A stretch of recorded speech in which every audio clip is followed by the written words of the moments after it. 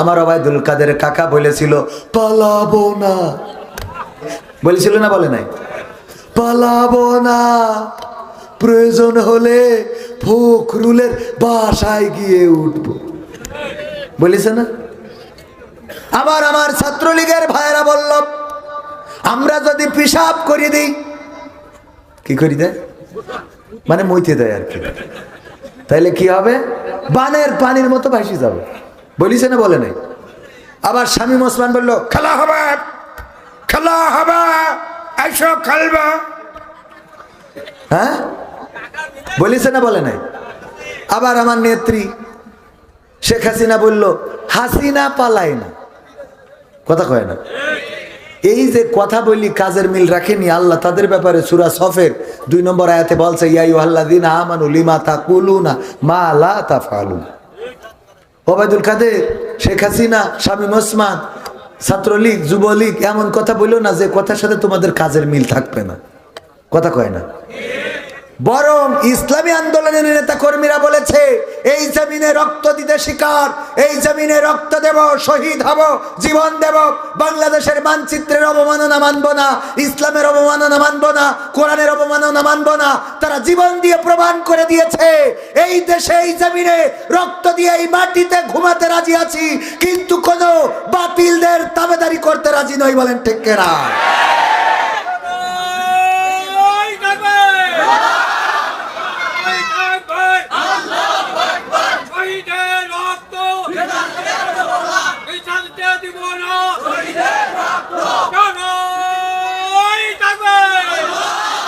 ভাইরা আমার, যারা বলেছিল 2041 সালের আগে ক্ষমতা ছাড়বে না, দেখেন আল্লাহ রাব্বুল আলামিনের ডিসিশনের বাইরে যাওয়ার কারো কোনো ক্ষমতা আছে? আমি যদি বলি আমি মরবো না, এখানে কেউ আছেন এমন? যদি বলি মরবেন না এমন কেউ হাত তোলেন তো, কেউ কি আছেন? গতকাল কেউ খুলনার আলোচনায় বলেছিলাম যে মানুষ তো ক্যান্সার হয়ে মারা যায়, আলসার হয়ে মারা যায়, অ্যাক্সিডেন্ট করে মারা যায়, হার্ট স্ট্রোকে মারা যায়, ব্রেন স্ট্রোকে মারা যায়, তারপরে আপনার এই যে বিমান ক্র্যাশ খেয়ে মারা যায়, হেলিকপ্টার বিধ্বস্ত হয়ে মারা যায়। যার কিছুই হয় না সেও তো মারা যায়। কি হয়ে মারা যায়? কি কারণে মারা যায়? কোনো না কোনো কারণেই তো মানুষ মরে, ঠিক কিনা? ক্যান্সার হয়েছে, অ্যাক্সিডেন্ট করেছে, আলসার হয়েছে, অথবা বিমান ক্র্যাশ খেয়েছে, হেলিকপ্টার বিধ্বস্ত হয়েছে, অ্যাক্সিডেন্ট, কোনো না কোনো কিছু। যার কিছুই হয় নাই জীবনে সে কি কারণে মারা যায়? হ্যাঁ, হায়াত শেষ হয়ে যায়। কি কারণে মারা যায়? একটা তো কারণ লাগে। আজরাইল বলল কি, আল্লাহ তুমি আমাকে দায়িত্ব দিলে, মানুষ তো খালি গালাগাল দেবে আমারে। আল্লাহ বললো যে অসুবিধা নেই, টেনশন করা লাগবে না, আমি এমন কোন একটা ওসিলা দেবো যে ওসিলা মানুষ ওই ওসিলা নিয়ে পড়ে থাকবে, বলবে ও অ্যাক্সিডেন্ট করে মরে গেছে, বলবে না যে আজরাইল নিয়ে গেছে। বলে এই কথা বলে না যে আজকে আব্দুল্লাহ আল মামুনদের বাড়ি আজরাইল আইলো, একজনে নিয়ে গেছে, এই কথা বলে কেউ? বলে স্ট্রোক করিল করি কিল্লা ফতে, নেটওয়ার্কের বাইরে, ঠিক না ভাই? ঠিক। তার মানে একটা কারণ থাকবেই। যার কোনো কারণ নেই তার কি কারণ আছে বলেন তো? না বলতে পারলে শিখাইতে হয়ে যায়। বলি দেবো আমি, বার্ধক্যজনিত কারণে। কি জনিত কারণে? ওর রোগ হয় নাই, সর্দি হয় নাই, জ্বর হয় নাই, কাশি হয় নাই, হাসি হয় নাই, কিছুই হয় নাই, মারা গেছে। টিভি স্ক্রিনে দেখবেন লিখে দিয়েছে কবির বিন সামাদ বার্ধক্যজনিত কারণে নেটওয়ার্কের বাইরে। কথা কয় না? কিসের কারণে? বার্ধক্য মানে কিছু না হইলেও আপনি বার্ধক্য হয়ে মারা যাবে, মারা যেতেই হবে, যাওয়া লাগবে না? কাইফা তাকফুরুনা বিল্লাহি ওয়া কুনতুম আমওয়াতান ফাআহইয়াকুম সুম্মা ইউমীতুকুম সুম্মা ইউহয়িকুম সুম্মা ইলাইহি তুরজাউন। আমার আল্লাহ বলছেন, ওগো আমার বান্দারা, কোন জিনিস তোমাদেরকে তোমাদের মহান রব থেকে ভুলিয়ে দিল? অথচ তোমরা ছিলে মৃত, তোমাদের কোনো জীবন ছিল না, তোমাদের কোনো আকার আকৃতি ছিল না, এই দুনিয়ার পরে তোমাদের কোনো অস্তিত্ব ছিল না। আমি আল্লাহ তোমাদের সৃষ্টি করলাম, তোমাদের গঠন করলাম, আকার দিলাম, আকৃতি দিলাম, চেহারা দিলাম, সৌন্দর্য দিলাম, মুখের মধ্যে দাঁত দিলাম, একটা জিহ্বা দিলাম স্বাদ নেওয়ার জন্যে, চোখ দিলাম দেখার জন্যে, হাত দিলাম নাড়াচাড়া করার জন্যে, পা দিলাম হাঁটার জন্য, জন্যে, হৃদয় দিলাম ভালোবাসার জন্যে, তোমাদের মস্তিষ্ক দিলাম ভাবার জন্যে। আমি এত সুন্দর করে পা থেকে মাথা পর্যন্ত সৃষ্টি করলাম, অথচ তোমরা আমাকে কোন কারণে ভুলে গেলে? তোমরা কি জানো না একদিন তোমাদের মারা যাওয়া লাগবে, কবর দেশের বাসিন্দা হওয়া লাগবে, আবার আমি ওই কবর দেশের বাসিন্দা থেকে তোমাদেরকে জীবন্ত করে আমার কাছে দাঁড় করাবো। বেলা শেষে ফিরে যাওয়া লাগবে কার কাছে? কার কাছে? আল্লাহর কাছে যদি ফিরতে হয়, একটু বুকে হাত দিয়ে চিন্তা করেন, আজকে যদি আমার মরণটা হয়ে যায়, বলেন আল্লাহর কাছে কি নিয়ে দাঁড়াবো? কি এমন আমল আছে কি আল্লাহর কাছে হাজির করে দেবেন?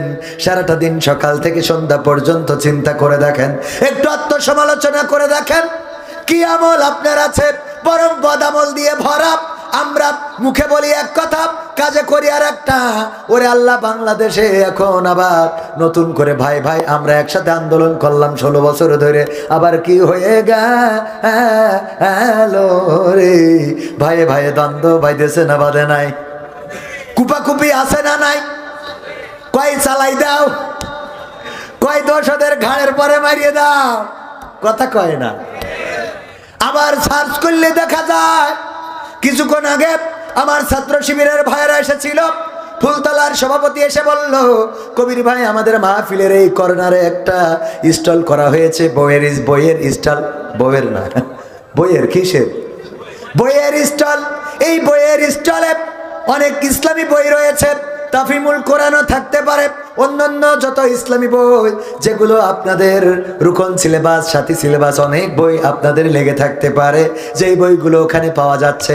আমাদের এই জাতীয় ইসলামী আন্দোলনের ছাত্র সংগঠন তারা বই বিক্রি করে স্টলে স্টলে, আর আমরা দেখি অনেকের ওই যে কারজালায় সার্চ করলে এইরকম বড় বড় মাথা বাঁকা কলম পাওয়া যায়, ঠিক না ভাই? ঠিক, বড় বড় মাথা বাঁকা কলম, আর কিছু কলমে ঠাস করলি লিখা বেরোয়, কি কিছু কলমে চাপ দিলি লিখা বেরোয়, কথা কয় না?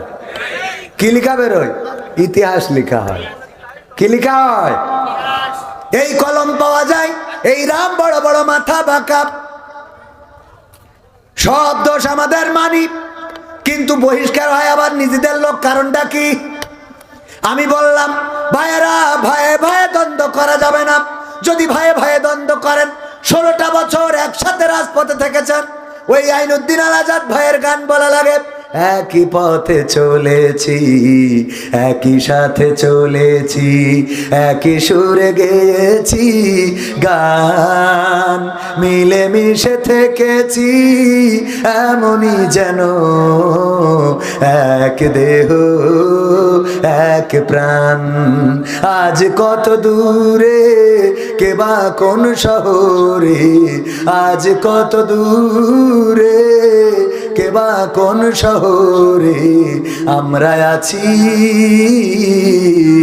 আমি আছি সাথেই যেন বন্ধু, ভুলে যেও না কখনো। এতদিন একসাথে থাকলাম, একসাথে মিছিলে, সংগ্রামে, রাজপথে, এখন হঠাৎ করে কি হলো? একজন আর একজনের দেখতে পাচ্ছে না, যেন 203 যুদ্ধ বেঁধে গেছে, কথা কয় না? আমরা কি এই দ্বন্দ্ব চাই? এই দ্বন্দ্ব যদি করেন, ক্ষতিটা হবে খুলনা